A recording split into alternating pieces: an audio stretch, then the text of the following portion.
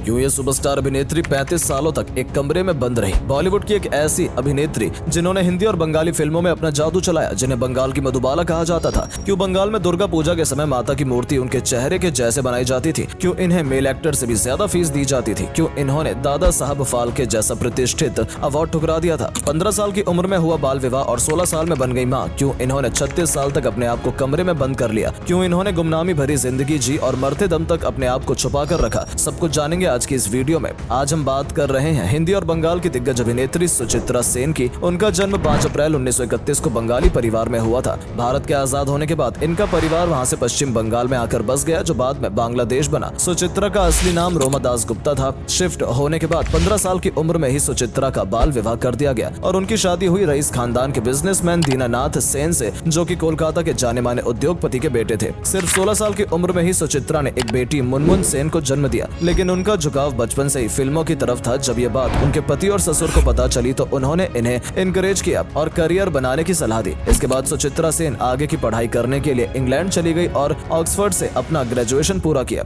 India वापस आने के बाद पति दीनानाथ ने सुचित्रा को फिल्मों में काम करने के लिए प्रोत्साहित किया। उन्होंने 1952 में 21 साल की उम्र में पहली बंगाली फिल्म शेष कोथाई और फिर 7 नंबर कैदी में काम किया, लेकिन ये दोनों फिल्में रिलीज नहीं हो पाई और उनकी तीसरी फिल्म 74.5 रिलीज हुई, जिसमें उन्होंने सुपरस्टार उत्तम कुमार के साथ काम किया था, जिनके साथ इन्होंने अगले 20 साल तक हिट जोड़ी दी। बताया जाता है कि सुचित्रा ने अपने करियर की 61 फिल्मों में से 30 फिल्मों में उत्तम कुमार के साथ काम किया। हिंदी फिल्मों की बात करें तो 1955 से इन्होंने देवदास फिल्म से हिंदी फिल्मों में काम शुरू किया। इसमें सुचित्रा ने पारो की भूमिका निभाई और साथ थे वैजयंतीमाला और Dilip Kumar. Film super duper hit रही और सभी कलाकारों के करियर के लिए मील का पत्थर साबित हुई। 1957 में उनकी दूसरी हिंदी फिल्म आई मुसाफिर, जिससे ऋषिकेश मुखर्जी ने डायरेक्टर के तौर पर डेब्यू किया था। इसमें 3 अलग अलग कहानी थी, जिसमें सुचित्रा लीड रोल में थी। लोगों ने सुचित्रा को इस किरदार में काफी पसंद किया। इसी साल उनकी एक और हिंदी फिल्म आई चंपाकली, जिसमें भारत भूषण, प्राण और मुबारक की मुख्य भूमिका थी। इस फिल्म के गाने कुछ इस कदर हिट हुए कि लोगों की जुबान पर चढ़ गए। 1960 में उनकी 2 फिल्में आई, जिसमें उन्होंने देवानंद के साथ काम किया। एक थी बम्बई का बाबू, जो कि सुपर हिट रही और इसके गाने भी बहुत पॉपुलर हुए।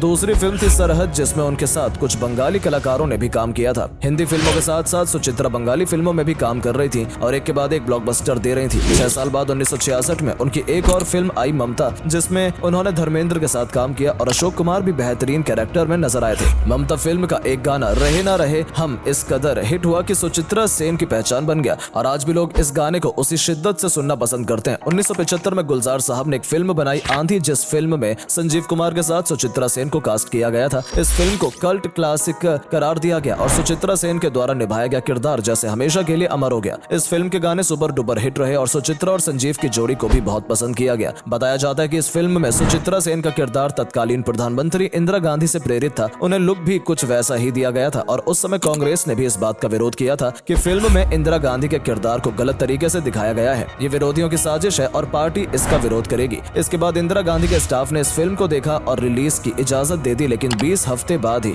इस फिल्म को बैन कर दिया गया, जिसमें सुचित्रा को स्मोकिंग और ड्रिंकिंग करते दिखाया गया है, जो गलत छवि पेश करता है। ये फिल्म 1975 फरवरी में रिलीज हुई थी और जुलाई 1975 में इमरजेंसी लागू कर दी गई थी। इमरजेंसी खत्म होने के बाद जब देश में सत्ता पलटी, तब जाकर कहीं इस फिल्म को क्लीन चिट मिली और ये फिर से थिएटर में चलाई गई। तब इसे देखने के लिए जमकर दर्शकों की भीड़ उमड़ पड़ी थी। इस पॉलिटिकल ड्रामा फिल्म में सुचित्रा सेन ने इतना जबरदस्त परफॉर्मेंस दिया था कि उन्हें सर्वश्रेष्ठ अभिनेत्री के लिए नॉमिनेट किया गया और खूब तारीफ की गई। ये सुचित्रा सेन की आखिरी हिंदी फिल्म रही, क्योंकि आगे उन्हें कोई भी कैरेक्टर इतना दमदार नहीं लगा कि वो काम करती। सुचित्रा ने अपने करियर में अलग अलग तरह की फिल्में की। उनके किरदार हर फिल्म में अलग होते थे। कहानी और किरदार की अच्छी समझ रखने वाली अभिनेत्री सुचित्रा सेन भारतीय सिनेमा की उम्दा अभिनेत्रियों में गिनी जाती हैं। सुचित्रा लगभग 25 साल तक अभिनय की दुनिया में शीर्ष पर कायम रही थी और उन्होंने अपनी दमदार छवि बनाई। 1978 में उनकी एक फिल्म आई प्रोमो पास, जो कि एक बंगाली फिल्म थी और फ्लॉप साबित हुई। इसके बाद सुचित्रा को कुछ ऐसा आभास हुआ कि वो फिल्म छोड़कर गुमनामी में चली गई और फिल्मों से संन्यास ले लिया। एक झटके में सुचित्रा सेन लाइमलाइट से दूर हो गई और खुद को फिल्मी दुनिया से बिल्कुल अलग कर लिया। उन्होंने अपने आप को एक छोटे से कमरे में बंद कर लिया था और जमीन में चटाई बिछाकर सोती थी। यहाँ तक कि उनकी मर्जी के बिना इनका परिवार भी इनसे नहीं मिल सकता था। ये एक बार पैदल बेलूर मठ जाती देखी गई थी। कहते हैं कि सुचित्रा ने अध्यात्म की राह पकड़ ली थी और अपना ज्यादातर समय रामकृष्ण मिशन में गुजारने लगी थी। प्रार्थना करना और मेडिटेशन करना उनकी जिंदगी का अहम हिस्सा बन गया था। तब इनकी तुलना Swedish great actress Greta Garbo से की गई, जिन्होंने कामयाबी के शिखर पर पब्लिक लाइफ को छोड़कर एकांतवास अपना लिया था। सुचित्रा सेन की पर्सनल लाइफ की बात करें तो उनके पति बाद में अमेरिका चले गए थे। कुछ बंगाली बंगाली अखबारों ने छापा कि वो एक्ट्रेस पत्नी के साथ तालमेल नहीं बिठा पा रहे थे। साथ ही उन्हें जुए और शराब की लत भी लग गई थी, जिससे पति पत्नी में मनमुटाव शुरू हो गया था। बेहद अमीर पति और शोहरतमंद पत्नी के अहम आपस में टकराने लगे। इसके बाद पति दीनानाथ पत्नी और बच्ची को छोड़कर अमेरिका जा बसे, जिस बात पर सुचित्रा सेन बहुत गुस्सा हुई और दुखी भी। लेकिन जब अमेरिका के मैरीलैंड के बाल्टीमोर में एक हादसे में पति की मौत हो गई तो सुचित्रा का सारा गुस्सा दूर हो गया और वो काफी लंबे वक्त तक अफसोस में रही। सुचित्रा सेन की बेटी मुनमुन सेन ने भी बंगाली और हिंदी फिल्मों में अभिनेत्री के तौर पर अपनी पहचान बनाई। आगे चलकर मुनमुन सेन की दोनों बेटियां और रिया सेन और राइमा सेन ने हिंदी और बंगाली फिल्मों में काम किया। कहा जाता है कि सुचित्रा फिल्मों का चयन करने में कोई ढिलाई नहीं बरतती थी, बहुत सोच समझकर फिल्मों का सिलेक्शन करती थी, जिस वजह से इन्होंने कई बड़े फिल्मकारों के फिल्म प्रस्ताव ठुकराए। बताते हैं कि उन्होंने राज कपूर की एक फिल्म को सिर्फ इसीलिए ठुकरा दिया था क्योंकि राज कपूर द्वारा झुककर फूल देने का तरीका इन्हें पसंद नहीं आया था। वहीं दिग्गज फिल्म मेकर सत्यजीत रे का ऑफर इन्होंने ये कहकर ठुकरा दिया कि उनके पास डेट्स नहीं है। अगर उनके सम्मानों की बात करें तो बंगाली फिल्मों में काम के लिए उन्होंने दर्जनों अवार्ड हासिल किए। साथ ही सुचित्रा सेन पहली भारतीय अभिनेत्री थी जिन्हें मॉस्को इंटरनेशनल फिल्म फेस्टिवल के लिए बेस्ट एक्ट्रेस अवार्ड दिया गया था। इसके अलावा इन्हें 1972 में भारत सरकार द्वारा पद्मश्री से भी सम्मानित किया गया। 2012 में पश्चिम बंगाल के सर्वोच्च पुरस्कार टांगो विभूषण से सम्मानित किया गया। सुचित्रा सेन को दादा साहेब फाल्के अवार्ड देने की घोषणा भी हुई थी और उन्हें आमंत्रित किया गया। यह सम्मान समारोह हमेशा की तरह दिल्ली में होना था, लेकिन सुचित्रा ने यह पुरस्कार लेने से मना कर दिया।